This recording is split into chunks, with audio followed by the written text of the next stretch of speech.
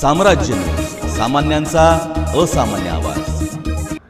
नई जिंदगी परिसरातून एक HF डिलक्स व एक स्प्लेंडर प्लस अशा 2 मोटरसायकल चोरी झाल्याबाबत MIDC पोलीस ठाणे येथे मोटरसायकल चोरीचे 2 गुन्हे दाखल झाले होते।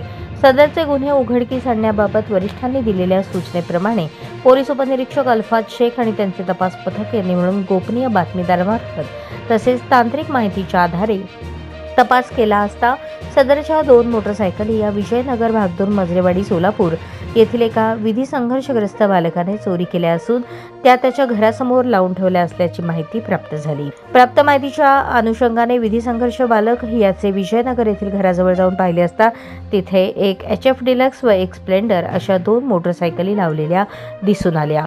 सदर विधी संघर्ष बालकास त्याच्या वडिलांसमोर 2 मोटरसायकलीबाबत विचारपूस केली असता त्याने मौलाना आझाद चौक नई जिंदगी सोलापूर येथून HF डिलक्स मोटरसायकल क्रमांक MH13 CY 0563 तसेच सिद्धेश्वर नगर भाग 2-3 नई जिंदगी सोलापूर येथून स्प्लेंडर मोटरसायकल क्रमांक MH13 DD 0533 चोरी केल्याचे सांगितले।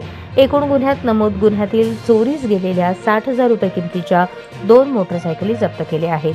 ही कामगिरी पोलीस आयुक्त M राजकुमार, डॉक्टर अश्विनी पाटील, पोलीस उपायुक्त गुन्हे सोलापूर शहर, राजन माने, सहाय्यक पोलीस आयुक्त गुन्हे सोलापूर शहर, अरविंद माने, वरिष्ठ पोलीस निरीक्षक गुन्हे शाखा यांच्या मार्गदर्शनाखाली पोलीस उपनिरीक्षक अल्फाज शेख, पोलीस अंमलदार बापू साठे, वसीम शेख, सुभाष मुंडे, सैफन सय्यद, सतीश काटे यांनी पार पाडली।